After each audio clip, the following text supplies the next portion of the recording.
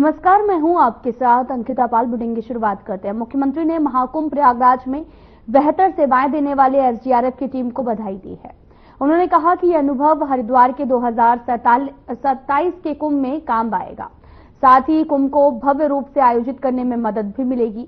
इस महाकुंभ से हमारे जवानों का आत्मविश्वास बढ़ा है, भीड़ का कुशल प्रबंधन करने में सफल होंगे। तो वहीं सीएम धामी ने यह भी कहा कि सनातन धर्म के महासंगम की चुनौती को संभालना चुनौतीपूर्ण कार्य था।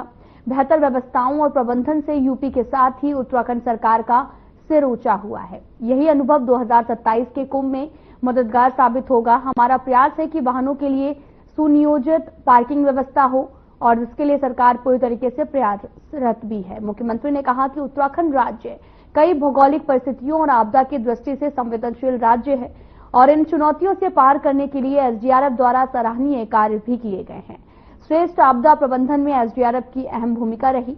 आपदा प्रबंधन के लिए क्विक रिस्पांस और अत्याधुनिक उपकरणों से राज्य में आपदा के प्रभाव को कम करने में काफी मदद मिली। इसी मौके पर उपाध्यक्ष राज्य आपदा प्रबंधन सलाहकार समिति विनय रोहिला, सचिव गृह शैलेश बगोली, डीजीपी दीपम सेठ और एडीजी अमित सिन्हा, एसडीआरएफ के अधिकारी और जवान भी उपस्थित रहे।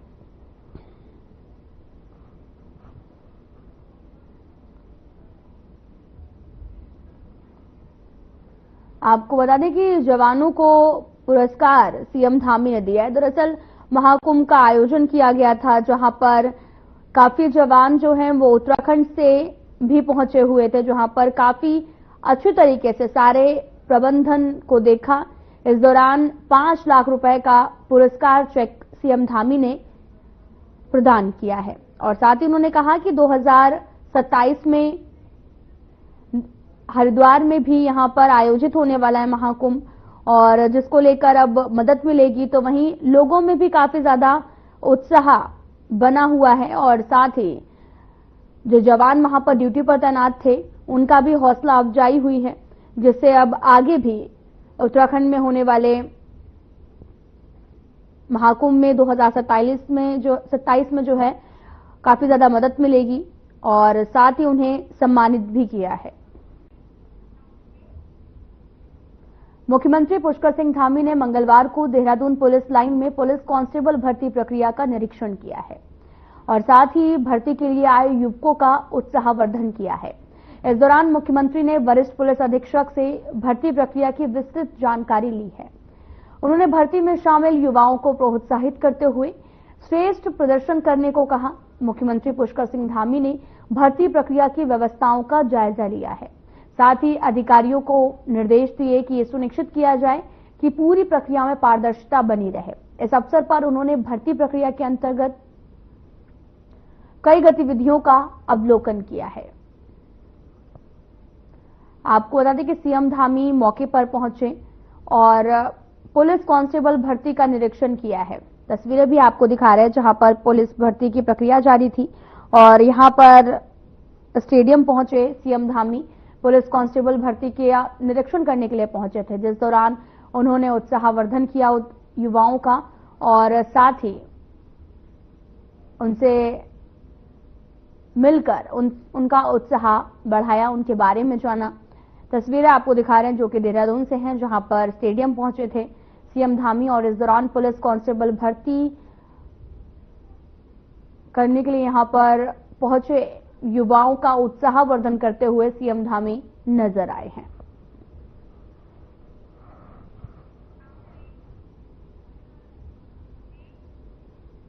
बीजेपी किसान मोर्चा के राष्ट्रीय अध्यक्ष, लोकसभा सांसद एवं उत्तराखंड संगठन महोत्सव के केंद्रीय पर्यवेक्षक राजकुमार चाहर ने उत्तराखंड के मुख्यमंत्री पुष्कर सिंह धामी से देहरादून स्थित उनके सरकारी आवास पर मुलाकात की है।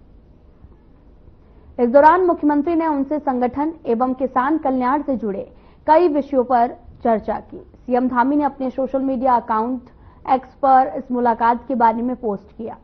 सीएम धामी ने कहा कि शासकीय आवास पर बीजेपी किसान मोर्चा के माननीय राष्ट्रीय अध्यक्ष, लोकसभा सांसद, उत्तराखंड संगठन पर के केंद्रीय पर्यवेक्षक से भेंट हुई है।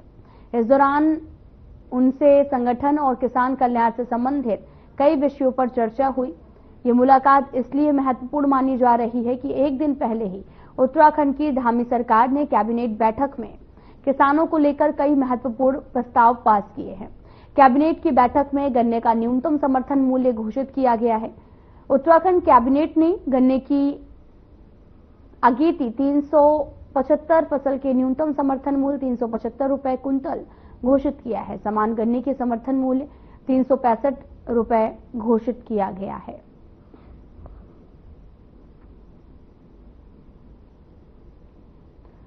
सीएम धामी ने एक्स पर ट्वीट किया, शासकीय आवास पर बीजेपी किसान मोर्चा ने राष्ट्रीय अध्यक्ष और इस दौरान उन्होंने संगठन और किसान कल्याण से संबंधित कई विषयों पर बातचीत की है।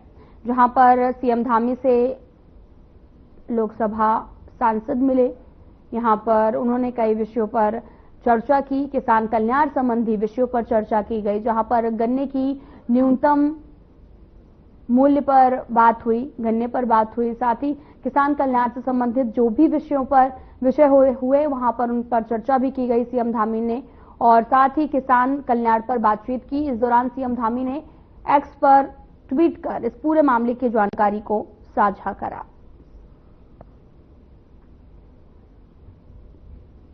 महिला सशक्तिकरण एवं बाल विकास मंत्री रेखा आर्या ने कैबिनेट बैठक के बाद में कहा कि योजना के तहत महिला पात्र या फिर लाभार्थियों को अपने पास से सिर्फ 25% हिस्सा ही व्यवसाय में लगाना होगा और 75% उन्हें अनुदान मिलेगा। कैबिनेट की मंजूरी के बाद में जल्द से जल्द इसका शासन आदेश GO जारी किया जाएगा। मंत्री आर्या ने बताया कि इस योजना के तहत कम से कम 2000 महिलाओं को लाभ पहुंचाने का लक्ष्य निर्धारित किया गया है। दरअसल मुख्यमंत्री एकल महिला स्वरोजगार योजना पर बात हुई, जहां पर महिलाओं को 2 लाख रुपए की सहायता दी जाएगी, 75% सब्सिडी भी होगी। आपको बता दें कि यहां पर रेखा आर्या ने महिलाओं से मुलाकात की है और 75% सब्सिडी की बात भी कही, और साथ ही उन्होंने ये भी कहा कि मुख्यमंत्री एकल महिला स्वरोजगार योजना जो है वो महिलाओं के लिए काफी खास है और इससे महिलाओं को स्वरोजगार से जोड़ा जा रहा है और इस दौरान महिला स्वरोजगार योजना को जारी किया गया है। हमारे प्रदेश की जो एकल महिलाएं हैं, जो चाहे विधवा महिला के रूप में हो, चाहे अविवाहित महिला के रूप में हो, निराश्रित महिला के रूप में हो, परित्यक्ता महिला के रूप में हो, अथवा तलाकशुदा महिला के रूप में हो, अथवा ऐसी महिला जो विकलांगता के रूप में हो, ऐसी सभी महिलाओं को जो है एकल महिला के रूप में मान्यता मिली है और इन महिलाओं को जो है उनके स्वरोजगार करने के लिए 75% सब्सिडी के साथ में उनको विभाग के द्वारा उनको सहयोग दिया जाएगा। उनकी परियोजना या उनका जो भी स्वरोजगार का जो उनका प्रोजेक्ट होगा, उस प्रोजेक्ट पे 75% की सब्सिडी विभाग द्वारा दी जाएगी और निश्चित रूप से ये इसकी एक लिमिट जो है वो 2 लाख रुपए की धनराशि अंतिम रखी गई है और इसके साथ ही हम पूरे प्रदेश भर की प्रथम 2025-26 का हमारा लक्ष्य है कि लगभग 2000 महिलाएं पूरे प्रदेश भर की इससे लाभान्वित की जाएंगी और इसके फीडबैक के साथ में आने वाले समय में बढ़ोतरी भी की जाएगी। पुलिस के अत्याचार बढ़ रहे हैं और सरकार जिस प्रकार से पुलिस का दुरुपयोग कर रही है, इस दौरान पुलिस को आगे करके कांग्रेस कार्यकर्ताओं को टारगेट किया जा रहा है। साथ ही आपको यह भी बताते चलें कि दिनेशपुर के थाना अध्यक्ष को आड़े हाथ लेते हुए कहा कि दिनेशपुर के इतिहास में पहली बार दुर्गा पूजा के दौरान बाइक चालान के नाम पर मारपीट की गई। यहां पर छोटी बच्ची को भी नहीं छोड़ा गया। प्रथम बार दुर्गा पूजा देखने आ रहे करीब 100 से अधिक बाइकों को रोककर उनका चालान किया गया है।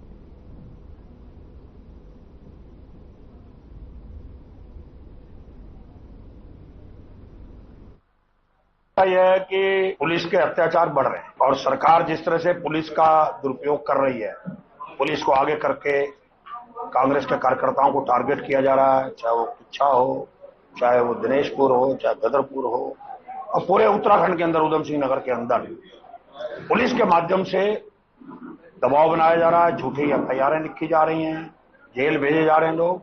उसके खिलाफ हमने हल्ला बोलने का फैसला लिया है। पुलिस के खिलाफ हम लोग 6 तारीख को 11 बजे जो आवास विकास की जो रिंग रोड है LIC के सामने वहां इकट्ठे होंगे।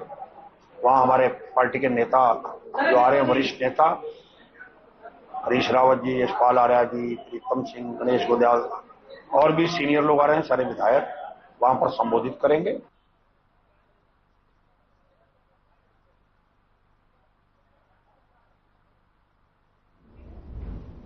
मुंडिया पिस्तौर निवासी युवक ने अपनी शिकायत देते हुए समुदाय विशेष के युवक पर अपनी पुत्री को परेशान करने और उसके मौत का आरोप लगाते हुए कार्रवाई किए जाने की मांग की है। और आपको बता दें कि मुंडिया पिस्तौर निवासी युवक ने सीओ ऑफिस पहुंचकर न्याय की गुहार लगाई है। इस दौरान पीड़ित पिता ने बताया कि वो नगर पालिका में सफाई कर्मचारियों के पद पर कार्य करता है और उसकी पत्नी भी अस्पताल में काम करती है। 3 दिन पहले वे दोनों अपने काम पर चले गए तो आसपास के लोगों की तरफ से सूचना भी दी गई कि उसकी पुत्री का शव पंखे से लटका हुआ है। इस दौरान पीड़ित पिता ने समुदाय विशेष के युवक पर जबरन धर्म परिवर्तन करने और सोशल मीडिया पर उसकी वीडियो वायरल करने की लगातार आपको बताते चलने की धमकी दी जा रही थी। पूरा मामला बाजपुर से सामने आया है और जहां पर अज्ञात कारणों के चलते जान दे दी है और साथ ही सोशल मीडिया पर धमकी भी दी जा रही है।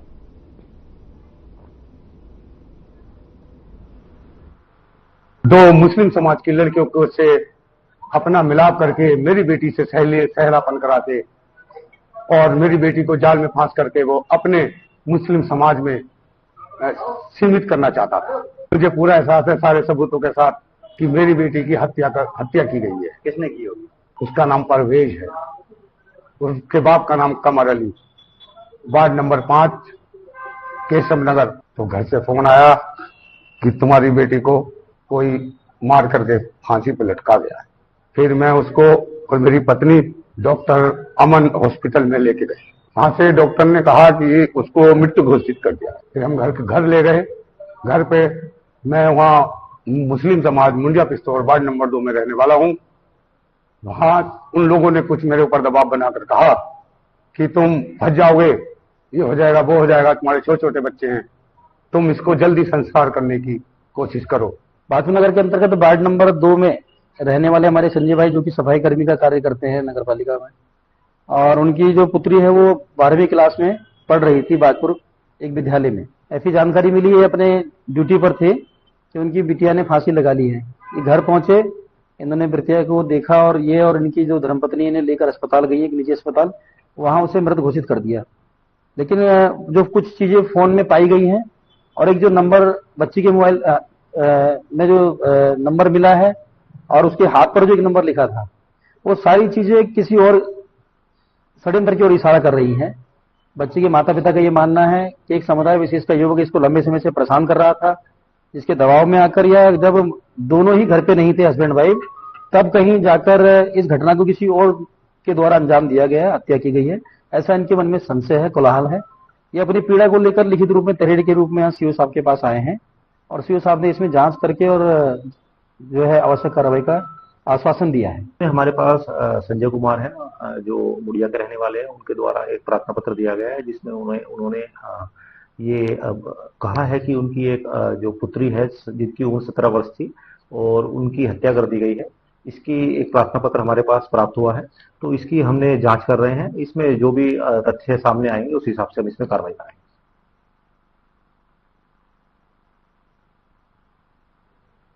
लालकुआं कुमायूं की लाइफलाइन कही जाने वाली गोला नदी के श्रमिक और खनन कार्य से जुड़े हजारों वाहन स्वामियों ने सड़कों पर उतरकर स्टोन क्रशर संगठन के खिलाफ जमकर नारेबाजी कर उन्होंने वाहन स्वामियों के साथ में वादाखिलाफी का आरोप लगाया है।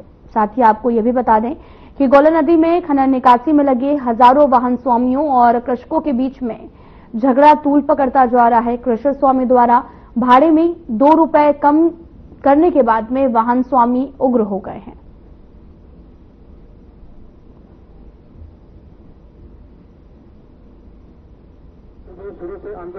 परेशान शोषित मुझे लग रहा है और रोजी रोजी का संकट इनके पास खड़ा है। ये शौक से सड़कों पर नहीं उतरे हैं और जो राजशाही कर रहे हैं, मैं राजशाही ही कह सकता हूँ क्योंकि लोकतंत्रवादी तो है नहीं, हिटलरशाही चल रही है और पूंजीपतियों के दबाव में इनको इनकी रोजी रोटी को छीनने का प्रयास किया जा रहा है। ये बर्दाश्त योग्य नहीं है। देवभूमि और मैं राज्य आंदोलनकारी के रूप में मैंने गोला खनन समिति को आश्वस्त किया है कि जिस तरह से हम लड़ाई लड़ते हैं इस लड़ाई को भी मुखर होकर लड़ेंगे और धृष्ट राष्ट्र की सभा में जिस तरह से सारे महात्मा कृपाचार्य, द्रोणाचार्य, भीष्म पितामह सारे महारथी चुप थे, उसी तरह से गरीबों के ऊपर अन्याय हो रहा है। तमाम और ऐसे मुद्दे हो रहे हैं जिस पर शासक नहीं बोल रहे हैं। आज शांतिपूर्ण तरीके से हमारा यहाँ पर रैली प्रदर्शन था और उसके बाद हमें भी एसडीएम साहब को यहाँ पर ज्ञापन सौंपेंगे और ज्ञापन सौंपने के बाद अगर कल तक हमारा कोई फैसला निकला तो ठीक है, और अगर फैसला नहीं निकला तो कल हम सब लोग यहाँ से मोटरसाइकिलों में आईटी ऑफिस जाकर के अपनी गाड़ियों को सिलेंडर कराने का काम करेंगे और इसी तरह हम गेट को बंद करने का हमने फैसला ले लिया है। हमने 30 रुपए फिक्स कर दिया, हमने लेबर बुला ली, ड्राइवर बुला लिया, तो अब क्या मतलब है पैसे कम करने का? आप बताइए, मैं आपसे ही पूछ रहा हूँ, क्या मतलब है रेट कम करने का हमारा? सही बात है भाई, जब 30 रुपए रेट है, हमको 800 रुपए गाड़ी बच रहा है, तो क्या मतलब है हमारा रेट कम करने? क्या है अंतिम चेतावनी आपकी? और मेरी अंतिम चेतावनी परसों को 10 बजे। आज क्या बार है? आज मंडे है जी, आज सोमवार है ना, सोमवार, कल मंगल, परसों बुधवार। अगर कल तक क्लियर नहीं हुआ, परसों बुधवार को हम देवभूमि क्रेशर के आगे ही आत्मदाह करेंगे, क्योंकि क्रेशर यूनियन जो है कहती है कि रेट को कम कीजिए, या तो क्रेशर हटे या तो क्रेशर हट जानी चाहिए।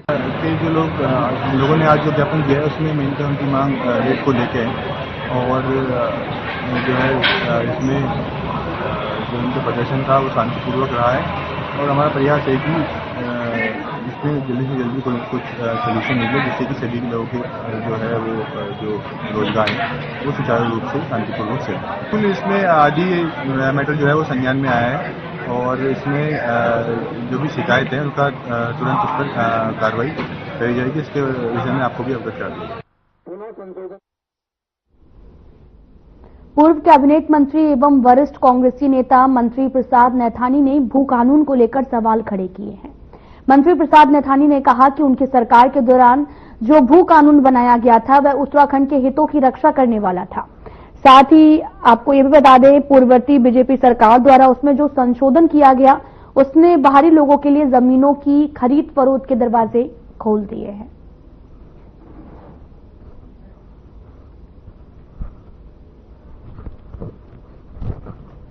कैबिनेट जो चलती हैं उसमें जनता के हितों के सवाल पर जो बातें आती हैं वो तो धरातल पे कहीं है ही नहीं, कहीं दिखता नहीं है। वो कानून अध्यादेश संशोधन 2019 को पार्लियामेंट ने जो पास किया, हम कांग्रेस के लोग आज से 5-4 साल पहले से हम इस बात को करते आ रहे हैं कि इस संशोधन अधिनियम को वापस लिया जाए, और जो पहले का एक्ट था, जो भू संशोधन अधिनियम जो पहले से बना हुआ था कि 250 वर्ग गज से ज्यादा कोई भी बाहर का व्यक्ति, प्रदेश से बाहर का व्यक्ति यहां जमीन न खरीदे, उसको त्रिवेंद्र सिंह रावत ने अपनी सरकार के दौरान जो है वो उसको बिल्कुल छूट दे दी, उनकी कार्रवाई। उत्तराखंड बीजेपी के संगठन पर्व की प्रक्रिया का अभियान लगातार जारी है। उत्तराखंड बीजेपी द्वारा बूथ अध्यक्ष और मंडल अध्यक्ष की नियुक्ति कर दी गई है। प्रदेश मीडिया प्रभारी मनवीर सिंह चौहान ने कहा कि अब प्रदेश के 19 जिला इकाइयों के जिला अध्यक्ष के चयन की प्रक्रिया चल रही है। प्रदेश नेतृत्व द्वारा रायशुमारी के लिए 3-3 पर्यवेक्षक एक जिले में भेजे गए हैं। पर्यवेक्षकों द्वारा जो है वो नाम के पैनल को प्रदेश नेतृत्व को सौंपा गया है। विस्तार से चर्चा के बाद जल्द ही जिला अध्यक्ष की घोषणा की जाएगी।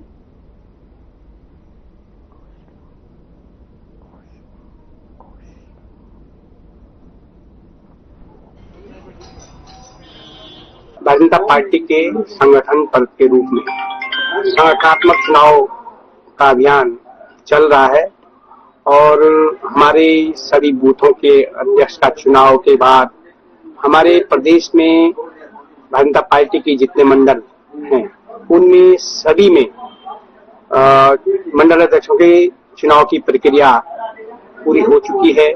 मंडल अध्यक्षों की अधिकतर घोषणाएं भी हो चुकी हैं, और अब हमारे जो प्रदेश में भारतीय जनता पार्टी की जिले की 19 इकाइयां हैं, 19 इकाइयों के जिलाध्यक्षों के चयन की प्रक्रिया चल रही है। लालकुआं के मोटा हल्दू गौला नदी गेट में मजदूरों की 1.5 दर्जन झोपड़ियों में अचानक से आग लग गई है। बताया ये भी जा रहा कि अधिकांश मजदूर लालकुआं में खनन व्यवसायियों द्वारा निकाले गए जुलूस में शामिल हो निकले गए थे। उनकी गैर मौजूदगी में अचानक से उनकी झोपड़ी में आग लग गई। पूरा सामान जलकर राख हो गया। घटना की सूचना मिलते ही फायर ब्रिगेड की गाड़ियां मौके पर पहुंची और आग को बुझाया गया। तस्वीरें आपको दिखा रहे हैं, तस्वीरें लालकुआ से हैं जहां पर भीषण आग लगने का मामला सामने आया है।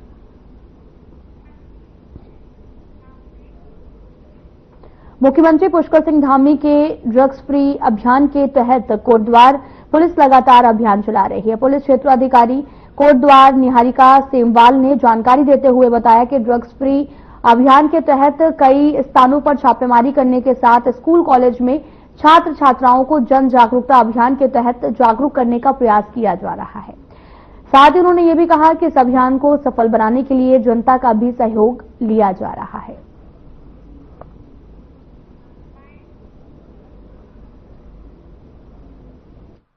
हमारे माननीय मुख्यमंत्री जी का ड्रग्स फ्री देवभूमि अभियान चल रहा है और इसी उपलक्ष्य में हमारे जो एसएसपी पौड़ी सर हैं उनके मार्गदर्शन आए हैं कि सभी राजपत्रित तथा अराजपत्रित अधिकारी अपने क्षेत्रों में समय समय पर जागरूकता अभियान चलाएंगे और उसी के चलते कोटद्वार में भी हम लोग समय समय पर जागरूकता अभियान चलाते हैं। स्कूलों में, कॉलेजेस में कई बार हम लोग नुक्कड़ नाटक ऑर्गेनाइज करते हैं और आगे चल के हम लोग अभी जैसे जैसे थोड़ा गर्मियों के दिन आएंगे तो जो हमारे कॉमन प्लेसेस हैं जैसे बारात घर हो गए या जो हमारी रोड चौके हैं उन पे भी हम लोग ये जागरूकता कार्यक्रम चलाएंगे। विधायक जी से निवेदन करूंगा, कृपया शॉल। प्रदेश की आम जनता को बेहतर स्वास्थ्य सुविधा मुहैया करवाने उद्देश्य में से जो है वो स्वास्थ्य महकमा एक्टिव हो चुका है। अल्मोड़ा पहुंचे स्वास्थ्य निदेशक ने अल्मोड़ा अस्पतालों का निरीक्षण किया है और इस दौरान उन्होंने स्वास्थ्य विभाग के अधिकारियों के साथ में स्वास्थ्य सुविधाओं को लेकर समीक्षा बैठक की है। उन्होंने कहा कि सरकार की मंशा के अनुरूप मेडिकल व्यवस्था बेहतर हो चुकी है, दवाइयां अस्पताल में उपलब्ध हैं और विशेषज्ञ चिकित्सकों की कमी शीघ्र दूर करने की कोशिश की जा रही है।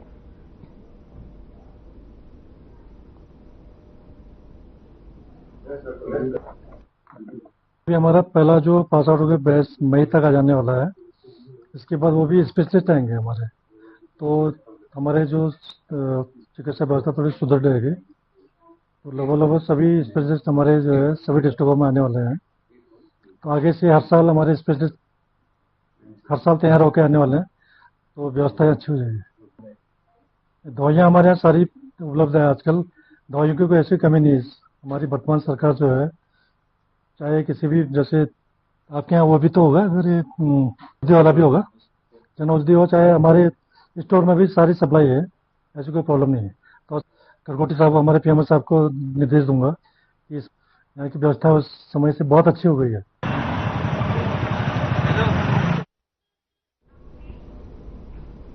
मंगलौर पुलिस और बदमाशों के बीच में मुठभेड़ हो गई, जिसमें एक बदमाश घायल हो गया है और घायल को उपचार के लिए सिविल अस्पताल रुड़की भेजा गया है। पुलिस के आला अधिकारी भी मौके पर सिविल अस्पताल पहुंचे हैं और आरोपी बदमाश लंढौरा में हुई हत्या के मामले में शामिल बताया गया है। साथ ही मंगलौर कोतवाली क्षेत्र के लंढौरा में आपको बता दें कि 28 फरवरी की शाम इकराम ताजिम को कन्फेक्शनरी की दुकान के सामने पैसे के लेन देन के हिसाब को लेकर विवाद होने पर गोली मार दी थी, जिसमें इकराम को उपचार के लिए ले जाते समय मौत हो गई थी।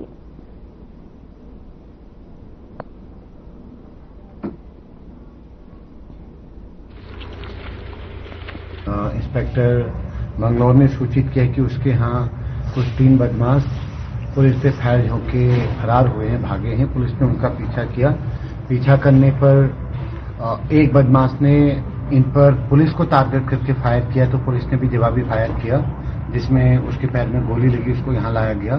तो प्रथम दृष्टया जो सूचना प्राप्त हुई 2 दिन पहले 28 तारीख को मंगलौर थाना क्षेत्र के लंढौरा चौकी में 2 लोगों पर, ये 3-4 लोगों ने जिनका नाम एफआईआर में दर्ज है, उन्होंने फायर किया था, जिसमें एक व्यक्ति की हॉस्पिटल ले जाते समय डेथ हो गई।